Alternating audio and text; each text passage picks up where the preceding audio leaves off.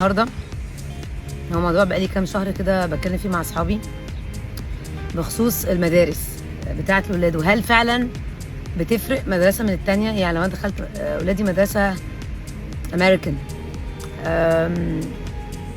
هل البريتش احسن؟ هل كنت المفروض ادخلهم بريتش عشان ياخدوا تعليم اعلى؟ هل كنت المفروض ادخلهم فرنساوي عشان طبعا بغض النظر عن اللغه مهمه جدا، ده اكيد، بس هل كتعليم هيفرق في مستقبلهم فعلا؟ ولا كل طفل حسب هو يعني حسب هو قدرته ايه؟ يعني هو مثلا لو هو شاطر في حاجه فاكيد هيبقى شاطر فيها بغض النظر عن المدرسه اللي هو فيها. لو هو عنده موهبه فهينميها كده كده حتى لو هو في مدرسه مش بتنمي الموهبه دي، ولا لا؟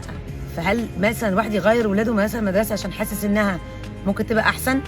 ولا فكره ان احنا نغير مدارس يعني نحط دماغنا قوي في لا عاوزين تعليم اعلى وعاوزين ده، مش في الاخر كله بيصب على ان هو لا مش فارقه، مهم مثلا الجامعه او مهم هما بيحبوا يعملوا ايه، عشان احنا في زمن غير الزمن بتاع زمان بتاع اللي هو جامعات بقى وكده. فانا عاوزه رايكم في الموضوع ده، هل فعلا، بس عاوزه رايي بقى من الامهات اللي هم اولادهم كبروا وتخرجوا واشتغلوا، دول اكتر ناس ممكن يفيدوني، هم دول يقولوا لي مثلا لا اولادنا اشتغلوا